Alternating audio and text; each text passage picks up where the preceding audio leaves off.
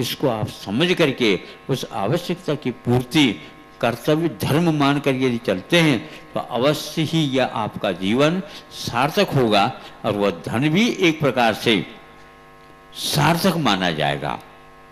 धन को द्रव्य कहा जाता है, जिसका दिल द्रवीभूत होता है उसका ही धन द्रव्य कहलाता है, नहीं तो वह एकमात्र कूटस्थ नित्य जैसा होगा जो पिघलता नहीं है, उसको स्टोन हार्टेड बोलते हैं।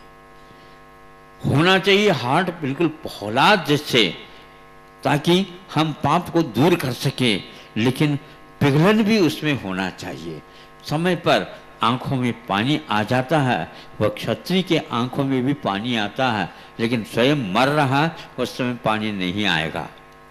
क्यों नहीं आएगा? अरे एक बार तो मरना सबको है, मरना सबको एक दिन।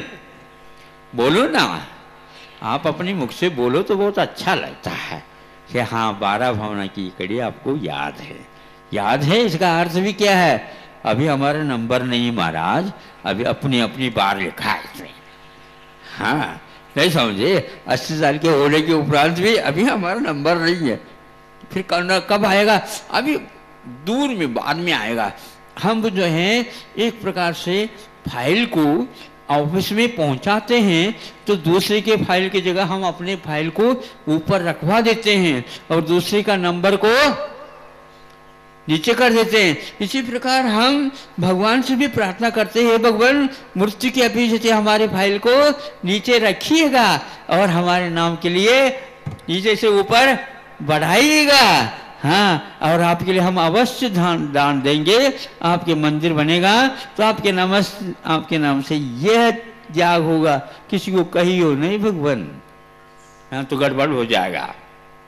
अब भगवान इस प्रकार के आपके धन को लेकर के काम करेंगे तो हम भी उनसे शिकायत कर सकते हैं, भगवान यह धन कभी भी हजम होने वाला नहीं है, क्योंकि जो धन अन्न को पैदा कर देता है, जो अन्न प्राण की रक्षा के में काम आता है, जो प्राण दूसरे को तारण करने में काम में आ जाता है, वही सब सार्थक है। बाकी तो ये सब गड़बड़ के मामले हैं।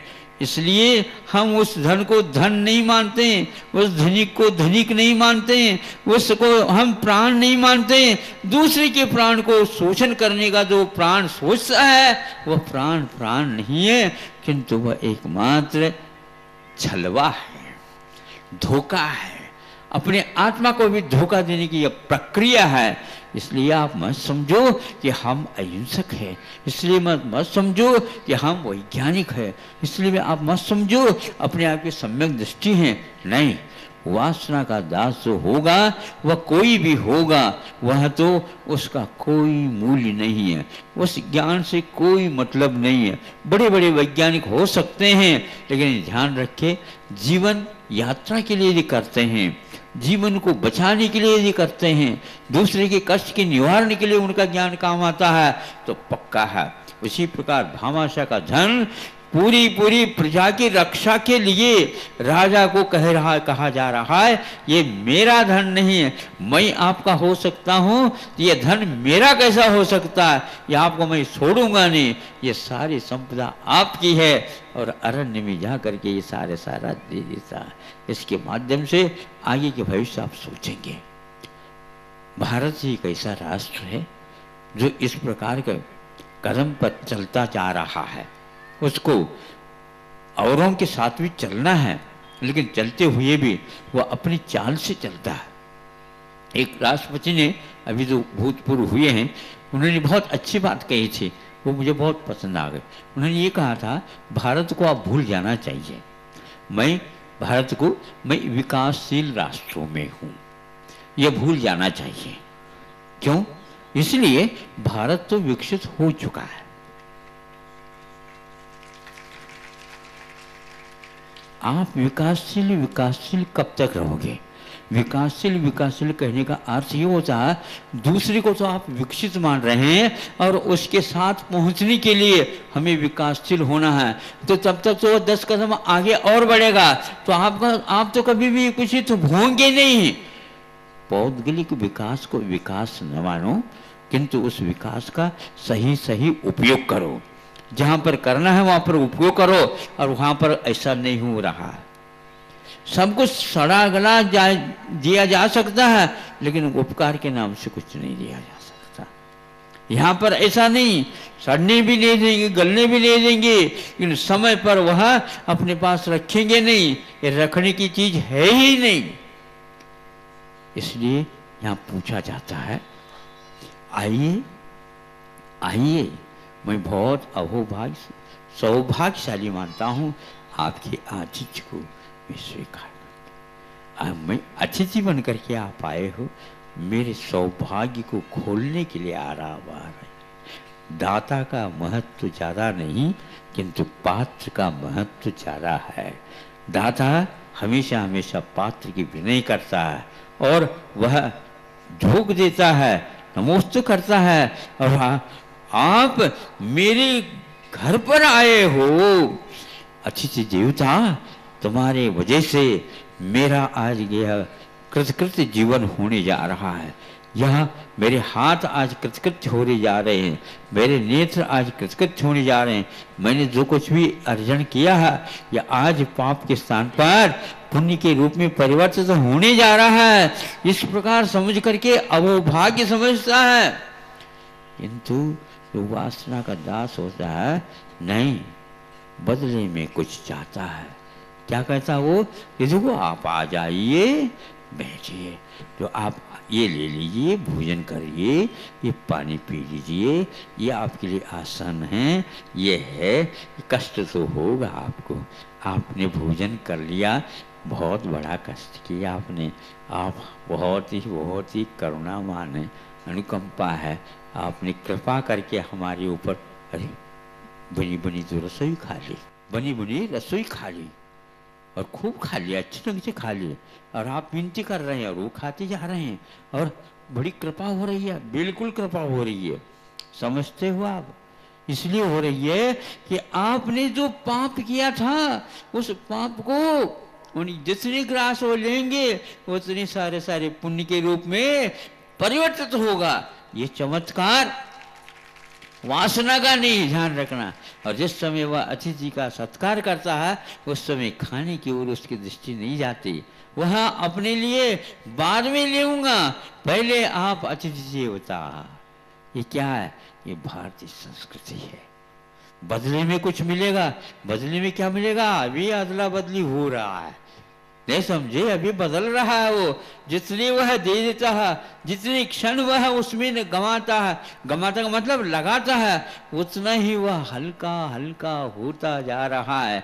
और हल्का होने का अर्थ यही है, पाप की गठरी नीचे ले जाती है, और पुण्य की गठरी थोड़ी सी भी हो तो भी क्या करती है? यूं लिफ्ट लगा हुआ है, वहां पर बिजली की कोई आवश्यकता नहीं है। 16 स्वर्ग, और वहां तक पहुंच जाता है। कैसे पहुंच जाता है? वह प्रक्षेप अस्त्र लगा हुआ है, यूं उठा देता है एक ही बार में, तो 16 तक पहुंच जाता है। सभी को ऐसे ही उठा दे? नहीं, जिसने जितना किया है उतना ही वह हल्का हो जाता है, वह अपने आप ही उठता चला जाता है। तो जो व्यक्ति वासना से ऊपर उठ जाता है अथवा उसको फेंक देता है, और वही द्रव्य है, वही सब सामग्री है, किंतु वह दूसरे के कष्ट के निवारण के लिए करता है। भामाशाह इतिहास का एक इतिहास बना हुआ, भारत ही नहीं, राजस्थान ही नहीं, सब जगह। और वह एक प्रकार से वीर प्रभु आदिनाथ भगवान राम आदि आदि की उपासना करने वाला एक फौलाद शरीर वाला, किंतु करुणा के धारी, उस समय पर आंखों में से पानी बहाने वाला। ये आंखों में कहाँ पर पानी रहते हैं महाराज? हमें भी बताओ, ताकि समय समय पर हम भी कुछ बहा करके करुणावान तो कहलाएं कम से कम। लोग हमें भी करुणा के दान, दया निदान आदि आदि कह दें। उस समय जब सुनते हैं उस समय कान ऐसे लगते हैं, वह मोर एक कविता और सुना दो ताकि बहुत अच्छे लगते हैं। कानों में, आंखों में पानी कहाँ रहता है? वैज्ञानिक ने खोज किया है, नहीं, जिस समय संवेदनता आ जाती है, एक संवेदन प्रफुल्ल था, उस समय हर्षाश्रु आ जाते हैं। और जिस समय सामने वाले व्यक्ति को कष्ट हो रहा, उस समय दया करता है तो वह भीतर से बाहर आ जाता है। आज तक हमने ऐसा नहीं सोचा कि जो अनुभूति होते हैं उनके लिए एक ही आंख में से पानी आता हो, और जो महावृत्ति होते हैं उनके दोनों आंखों से पानी आता हो। ऐसा आपने देखा है कभी? है? यदि दया आ गई तो दोनों ही आंखों में से आ जाता। वो पानी कहाँ से आता है? गर्मी के दिनों में भी वो पानी आता है, और ज्येष्ठ का महीना भी हो तो पानी आ जाता है, और आपको सावन में भी नहीं आता। ये ऐसी कैसी बात है? सावन में तो वैसे ही वो भरकस गिर रहा है पानी, एक आध टपका दो तो कम से कम, ऐसे कैसे टपकाएगा? भीतर संवेदन जब तक नहीं होता, वह जब तक धन और ऋण दोनों का मेल नहीं होता। अब बटन दबाते चले जाओ, बटन दबाते चले जाओ, लाइट बोलो ना, नहीं आएगी। क्यों नहीं आएगी? वहीं से तो प्रवाहित हो रहा है। नहीं आ सकती, इसलिए नहीं आ सकती, धन और ऋण दोनों को संबंध होना आवश्यक है। तो आपकी आंखों में पानी तो है, लेकिन हृदय का संबंध नहीं होता। वो संवेदन का स्रोत यदि धन ऋण दोनों मिल जाए फिर तो पानी खूब आता है, और यदि नहीं आता है तो नाटक कर लो, विक्स लगा लो, अमृतांजन लगा लो, अथवा मुख का ही थोड़े से लार लगा करके यूं यूं कर लो। ये जो करुणावान, किस लिए करना? बहुत जल्दी पानी आता है, और पल्ले से वह पहुंचने से भी कम नहीं हो रहा। अरे इतनी जल्दी? अभी तो हंस रहे थे। हाँ हंस तो रहे, तो अभी भी हंस रहे हैं हम, नहीं समझे? लेकिन वो समझ में नहीं आता। ऐसा होता है, लेकिन ये सब ऊपर का प्रदर्शन है, भीतर से नहीं। वह सिंह भी हो तो भी उसकी आंखों में पानी आ सकता, और ये नरसिंह भी हो तो भी नहीं आ सकता। इसलिए स्पर्धा की पंक्ति में मत बैठो, खड़े नहीं हो। हम अमेरिका से पीछे हैं, हम रूस से और पीछे हैं, हम इंग्लैंड से पीछे हैं, नहीं। विकसित हो चुका है, इसका अर्थ बहुत मार्मिक है। भारत को अब समझना चाहिए विकसित हो चुका है, विकासशील की नहीं, उस लेकर के दूर हटना चाहिए, क्योंकि इसकी मात्रा की कोई अंत नहीं। हमें जितना आवश्यक है उत्पादन उतना कर लिया, अब वितरण की ओर सोचिए। जो अंबार लगा है उसको आप सोचिए। समय ज़्यादा हो रहा होगा, आज तो रविवार की भी एक सीमा है, और अभी 4-5 दिन तक जो है लगातार करना है। इतना ही आज ही पूर्ण कर लो, ये ठीक भी नहीं है। यदि आपके पास भूख है, प्यास है, और कुछ आंखों में पानी है तो देख लेंगे हम कितना पानी है, तो और अवश्य आप आ सकते हैं। आज तो इतना ही समझता हूँ पर्याप्त है। और यह जैनियों का इतिहास है। आप अभिमान न करिए, गर्व न करिए, उसका अनुकरण अवश्य करेंगे, अन्यथा आपका जीवन आया है, पला है, पोषा है, सब कुछ हुआ है और जाएगा। एक दिन जाना सबको है, किंतु जाना हो तो जा, किंतु क्या कहा जाता है? मरना हो तो मर जा, किंतु मरते मरते कुछ कर जा, नहीं तो सिर पर कर्जा लेकर जा। हाँ, नहीं समझे? यह आप लेकर के आए, वह यहाँ पर बांटने के लिए था। यदि ले जाएंगे तो ध्यान रखना, वह अवश्य दूसरी पर्याय में फिर आपके ही नाग पंचमी बनाई जाएगी, उसके ऊपर आप फना उठा करके रहेंगे और आपके धन की पूजा होगी। उसमें आपको आनंद आएगा तो आएगा। सर्प के नाम लेने से कोई भी पसंद नहीं करता। क्यों ऐसा नहीं करता? इसलिए वह व्यक्ति धन को इकट्ठा तो करता है और बाद में भी कोई हाथ न लगाए, इसलिए वह जाकर के उसके ऊपर बैठता है कि मैं इसका स्वामी हूँ, शांति रखो, ध्यान रखो, पास नहीं आ सकते, दूर से देखो कितना हमने परिश्रम किया था और आज मैं मालिक बना हूँ। कोई किसी का हो तो ले लो, इसमें से एक कौड़ी भी निकाल दो, फिर बाद में देखना। नहीं, वो चढ़ा देंगे उसको, ये तुम ही रख लो, हमें नहीं चाहिए, लेकिन ये ध्यान रखो हमें याद नहीं करना, अब जो गड़बड़ हो जाएगा। सर्प बहुत लोगों को याद रखता, बताते हैं सर्प बहुत लोगों को याद रखता है। उसके साथ कोई वैर पकड़ ले तो फिर रात के 12 बजे हजारों व्यक्ति के बीच में वह सोया हुआ होगा, उसी को वो उठाएगा, नहीं समझे, और उठा कर जाता। ऐसे पुराण ग्रंथ बहुत सारे सुनते हैं हम, किसी चीज पता नहीं लगता, वहीं पर जाएगा वो। उसके पास गंध का ज्ञान रहता है या रूप का ज्ञान रहता है या स्पर्श का ज्ञान रहता है, क्या रहता है पता नहीं। सुनते थे हम कि उसके आंखों में फोटोग्राफी होती है। हाँ, कैमरे का सिस्टम है उसके पास, वो बच नहीं सकता उसमें, नहीं समझे, एक सेकंड नहीं लगता, उसने एक बार देख लिया पर्याप्त, अब उसको देखने की कोई आवश्यकता नहीं। उसके पास गंध के माध्यम से भी, स्पर्श के माध्यम से भी, ध्यान से वह आंखों के बंद भी कर दो तो भी वह आपको ही पकड़ेगा। इसलिए उससे आप दूर रहिएगा, उसके भावों से भी दूर रहिएगा।